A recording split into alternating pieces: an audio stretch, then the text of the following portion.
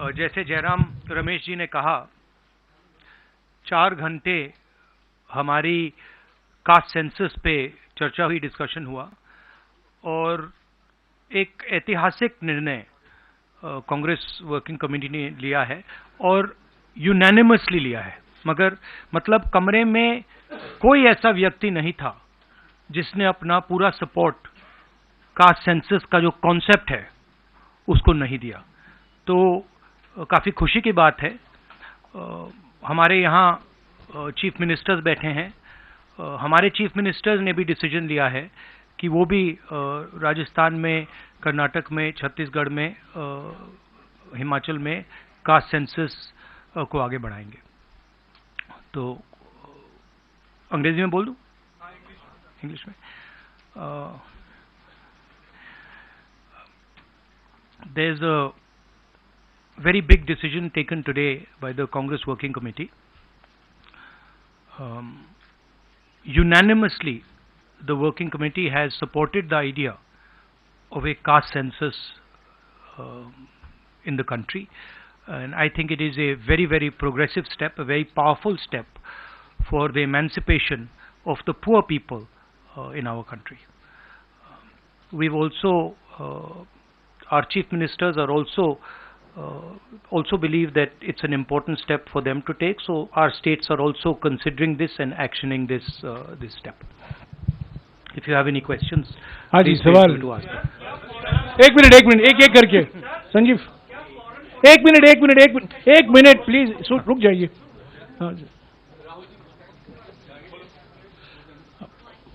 Rahul ji, the Congress has taken this decision of taking caste census forward. Will the India Alliance parties also support you in this, because the Congress is unanimous in this?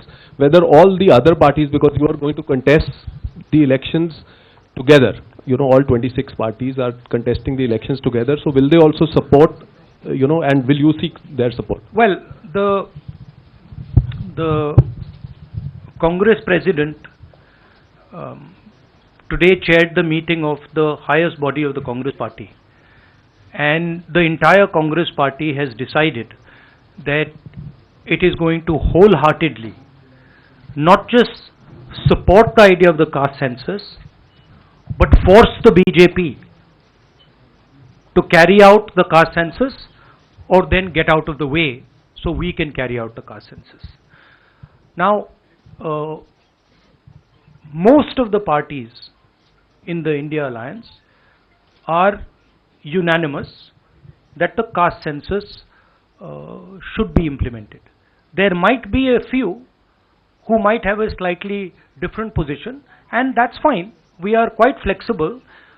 We are not a fascist system. We are quite flexible. If somebody has a slightly different opinion, there's no problem. They can have that opinion. But I am confident that the vast majority of the Indian Alliance is going to support and push the idea of the caste census. हाँ जी madam, Hindi में बोल देता हूँ।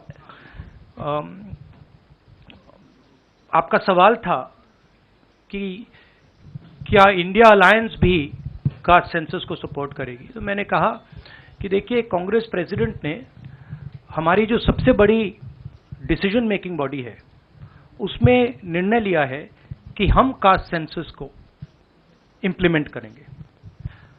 सिर्फ ये नहीं, मगर ये भी डिसीजन लिया है कि हम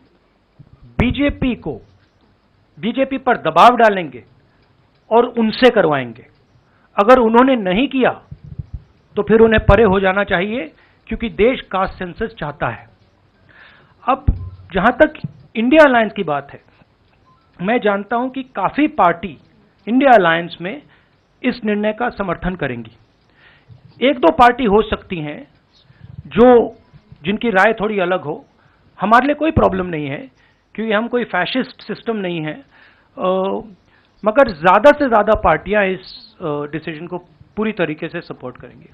हाँ जी मैडम। राहुल जी मैं पूनम, एक मिनट मैडम बोलिए। अच्छा, अगर आपका सवाल सुनिए, अगर आपका सवाल गहलोत जी से है या बघेल जी से या किसी हमारे चीफ मिनिस्टर से, उनका नाम पहले ले लीजिए प्लीज। राहुल जी मैं पूनम हूँ, अमर उजाला से। इधर मैं ये आपसे जानना चाहती हूँ कि राजस्थान ने कल रात को ही जातीय जनगणना को लेकर अपना जो रुख है वो साफ कर दिया है। आज से 5 राज्यों का चुनावी बिगुल बच गया है। तो क्या ये माना जाए कि ये 5 राज्य जो हैं वो कांग्रेस का लिटमस टेस्ट होंगे भारतीय जनता पार्टी के ऊपर दबाव बनाने के लिए कि वो जातीय जनगणना कराएं? देखिए, ये जो आपके शब्द हैं लिटमस टेस्ट, ये केमिस्ट्री में चलते हैं, ये राजनीति में नहीं चलते हैं। हमारी सिंपल सी बात है, हम सब ने निर्णय ले लिया है कि हिंदुस्तान के भविष्य के लिए कास्ट सेंसस जरूरी है। एक कास्ट सेंसस के बाद एक नया डेवलपमेंट का पैराडाइम खुलेगा और हमने निर्णय ले लिया कि हम ये काम करेंगे। तो ये मैं आपको आज बता रहा हूं कि कांग्रेस पार्टी इस काम को पूरा करके ही छोड़ेगी। और याद रखिए, जब हम वायदा करते हैं हम उस वायदे को तोड़ते नहीं हैं। हाँ सुनील, एक मिनट सुनील।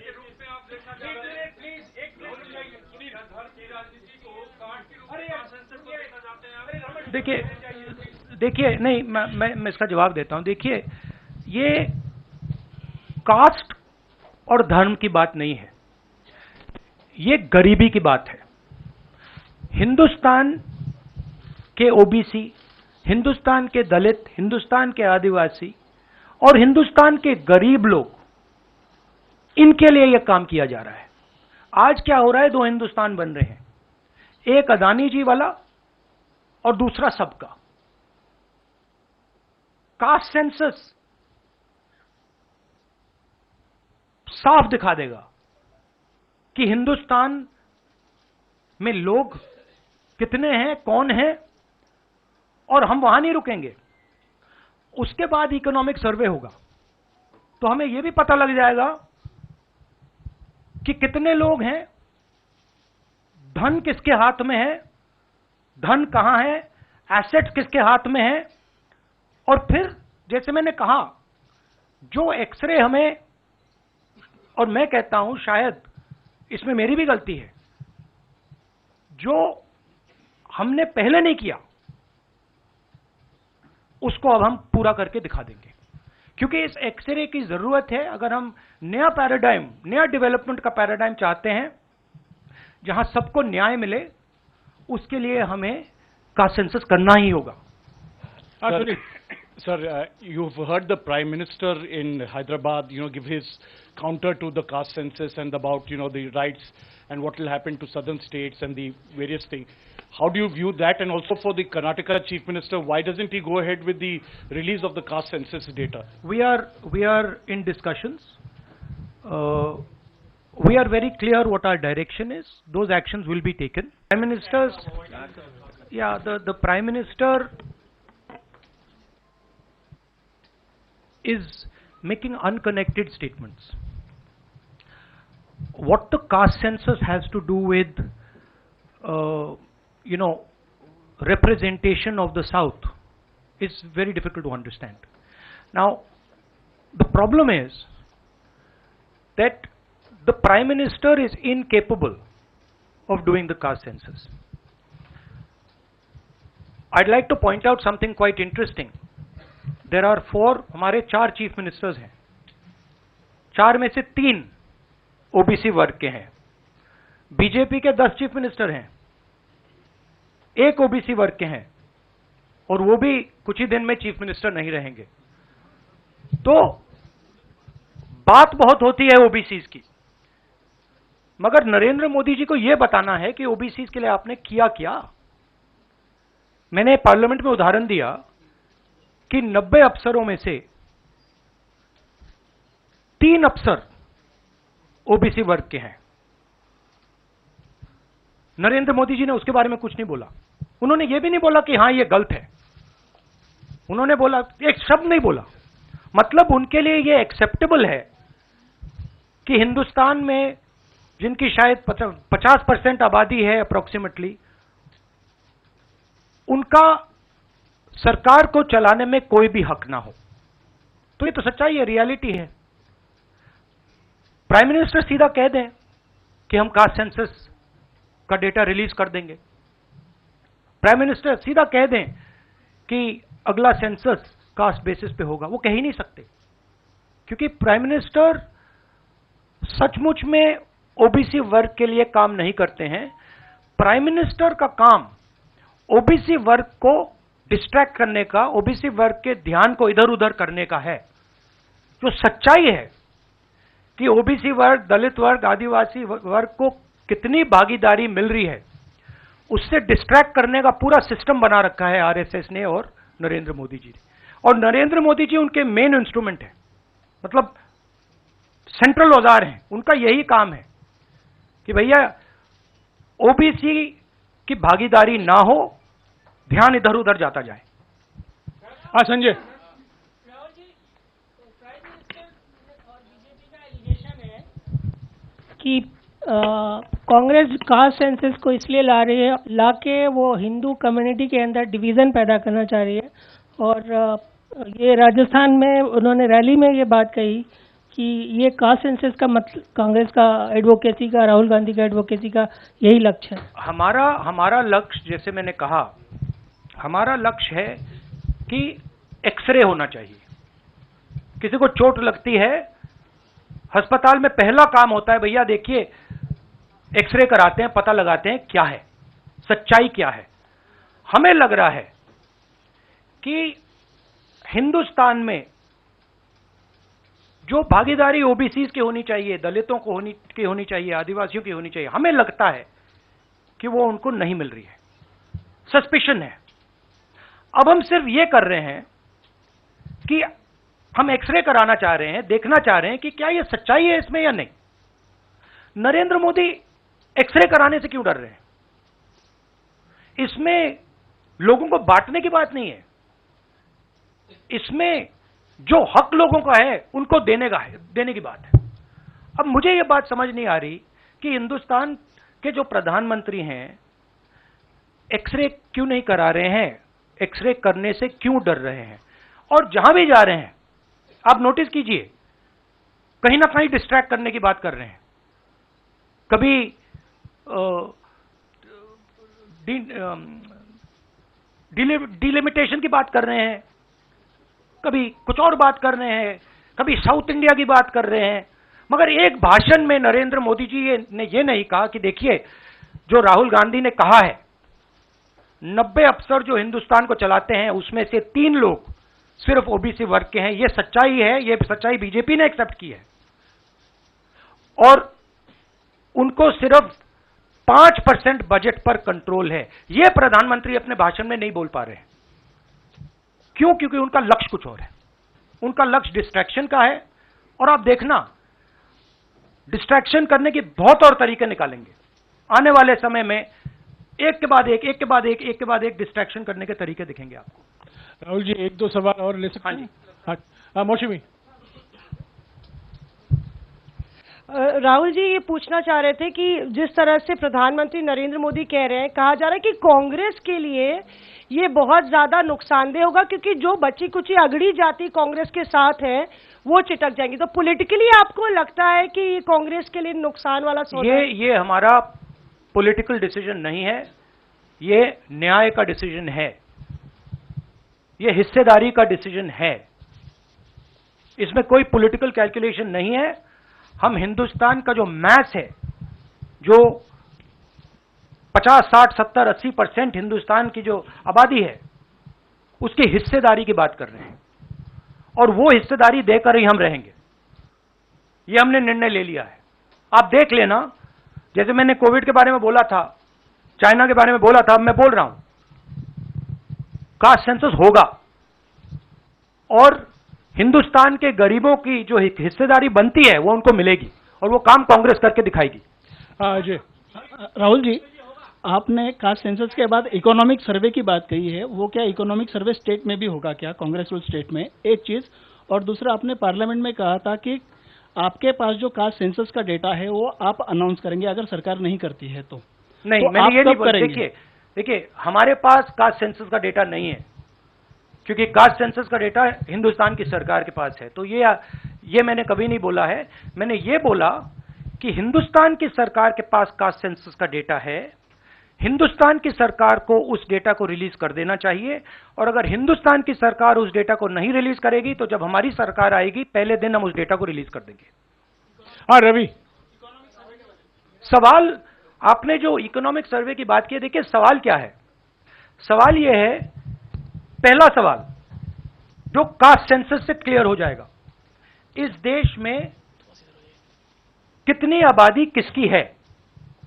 ओबीसी की कितनी है, दलितों की कितनी है, आदिवासियों की कितनी है, बाकी लोगों की कितनी है? पहला सवाल।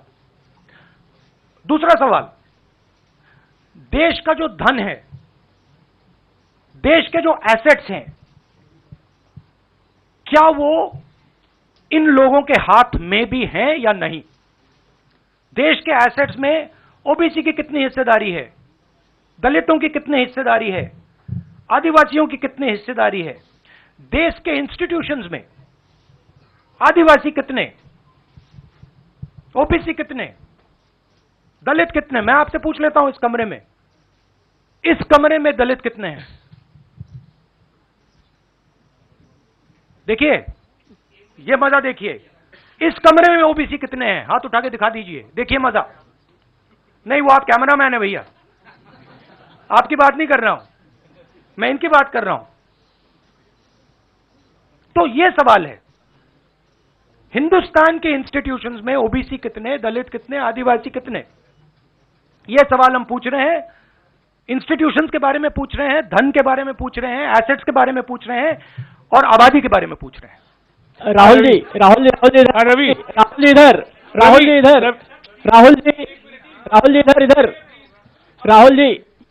राहुल जी मेरा सवाल, आपने कहा कि प्रधानमंत्री बार बार डिस्ट्रैक्ट करने की कोशिश करेंगे, उसी से जुड़ा सवाल है, क्योंकि प्रधानमंत्री बार बार ये कह रहे हैं कि आप विदेशी ताकतों से मिले हुए हैं और आप देश को तोड़ना चाहते हैं, ये प्रधानमंत्री आरोप लगा रहे हैं, इस पे क्या कहेंगे आप? मतलब इसका क्या कनेक्शन है? हम कह रहे हैं कि जो इस देश के गरीब लोग हैं उनकी हिस्सेदारी कितनी है, वो हैं कितने, हम ये सवाल पूछ रहे हैं। कनेक्शन क्या है? ये वही बात है डिस्ट्रैक्ट करने का, कि भैया उधर देखो, इधर देखो, उधर देखो। जैसे मैंने अभी आपसे पूछा, इस कमरे में ओबीसी कितने हैं, सब लोग इधर उधर देख रहे थे, एक भी हाथ नहीं दिखा मुझे। एक है, हाँ भैया, मेन ये है, ये मेन है। यहां पे ना एक आदिवासी है, ना एक दलित है, ना एक ओबीसी है, तो सवाल उठता है। अब मैं ये नहीं कह रहा हूं, सवाल पूछना जरूरी है, मैं सिर्फ सवाल पूछ रहा हूं। उसके बाद डेटा के बाद क्या किया जाएगा उसके बारे में हमने अभी डिस्कशन नहीं किया, मगर हम एक ऐतिहासिक सवाल पूछ रहे हैं। हिस्सेदारी में ओबीसी वर्ग को कितना मिल रहा है, दलित वर्ग को कितना मिल रहा है, आदिवासी वर्ग को कितना मिल रहा है, बाकी लोगों को कितना मिल रहा है? ये हिस्टोरिकल सवाल है, और इससे हिंदुस्तान की जो आगे आने वाले का जो इकोनॉमिक मॉडल होगा, पॉलिटिकल मॉडल होगा, इसी बेसिस पे बनेगा। धन्यवाद, शुक्रिया। फाइव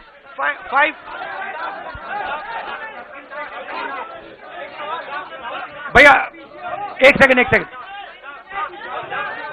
देखिए 5 जहां पे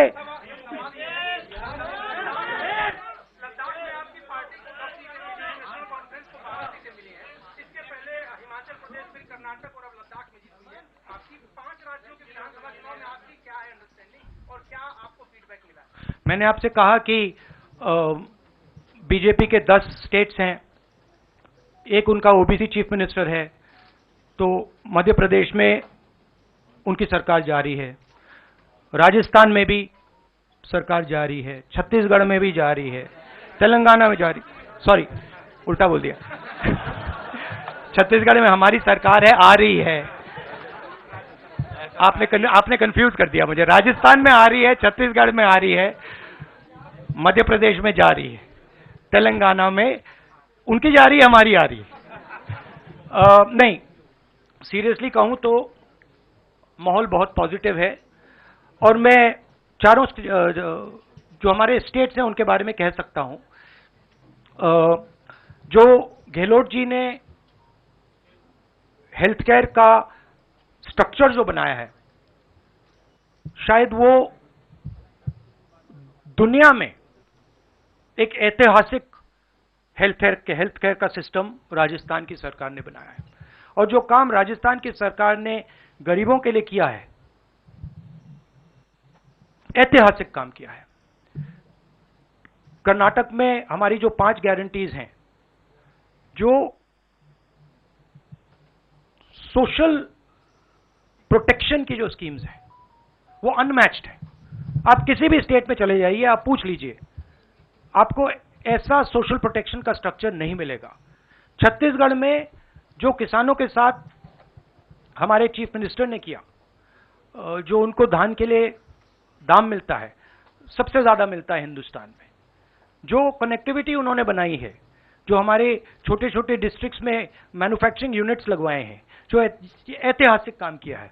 और अगर सुक्खू जी के बारे में समझना चाहते हैं तो जब हिमाचल को चोट लगी तो उनका रिस्पांस जो था, जमीनी रिस्पांस, लोगों के बीच में जाकर रिस्पांस, वैसा रिस्पांस शायद मैंने तो पहले नहीं देखा है। तो हमारी जो 4 सरकारें हैं अच्छा काम कर रही हैं। मुझे लगता है हम इन चुनाव में बहुत अच्छा करेंगे। मिजोरम में मैं अभी जा रहा हूं, काफी पॉजिटिव माहौल है और जनरली लोगों में गुस्सा है। 1-2 कारण है, बेरोजगारी, महंगाई और जो इनइक्वालिटी बढ़ती जा रही है कि अदानी जी जैसे लोग अमीर होते जा रहे हैं, देश के पूरे एसेट्स उनके हाथ पड़ रहे हैं, और किसान हैं, मजदूर हैं, वो गरीब होते जा रहे हैं। ये सबको दिख रहा है।